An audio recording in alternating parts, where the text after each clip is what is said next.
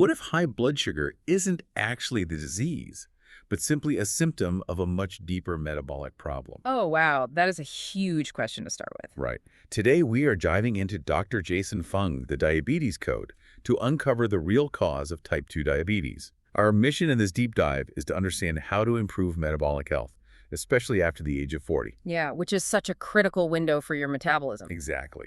So today, we'll explore the 5 hidden reasons why blood sugar rises and 3 practical habits that can help improve insulin sensitivity and metabolic health. That framing really flips the whole standard medical narrative upside down because we usually obsess over high blood sugar. Yeah, checking the numbers constantly. Right, but the science shows high blood sugar is just a symptom. It's exactly like how a fever is just a symptom of an underlying infection. The actual disease, like the infection in the scenario, is insulin resistance. So wait, when doctors just prescribe drugs to lower blood sugar without fixing that underlying resistance, well, what does that actually do? Honestly, it's like trying to cure a severe systemic infection with Tylenol.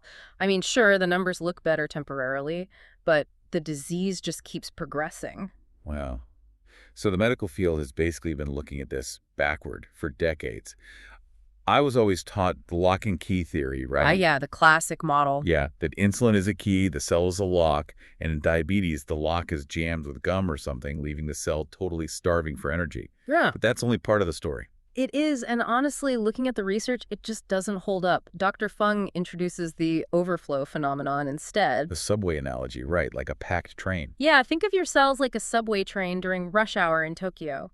The train isn't empty and starving for passengers. It is completely packed with glucose. Right. So when insulin comes along, it's acting like those famous Japanese subway pushers. Just forcefully shoving more passengers inside. Precisely, shoving them into a train that is already overflowing. Man, that sounds awful for the cells. It is, and if we connect this to the bigger picture, it brings us to the core biological mechanism, which is hyperinsulinemia. Meaning just abnormally high insulin. Right, chronic, abnormally high levels of insulin in the blood. Your body is pumping out more and more insulin to shove glucose into those overflowing cells.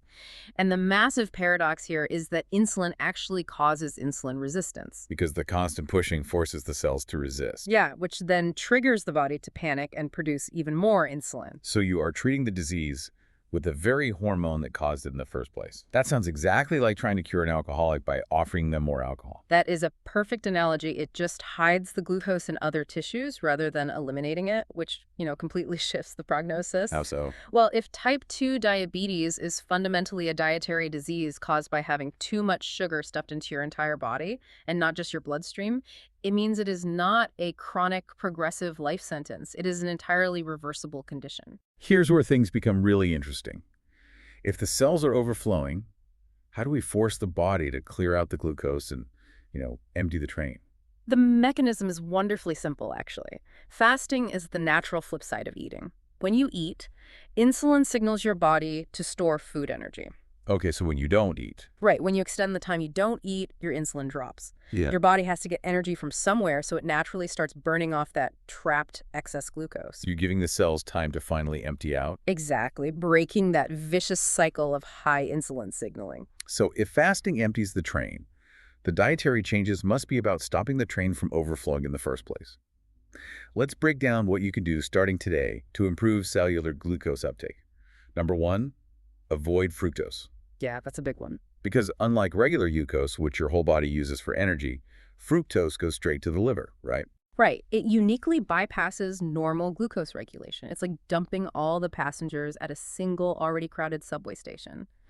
The liver has to process all of it at once, which immediately clogs the system and directly drives insulin resistance. Which is why cutting out added sugars is so critical. Exactly. It makes perfect sense. And the second habit is reducing refined carbohydrates like white bread and pasta and replacing them with real whole foods and natural healthy fats. I'm guessing that's because fats don't trigger that same massive insulin spike. Precisely. Dietary fat has very little effect on insulin.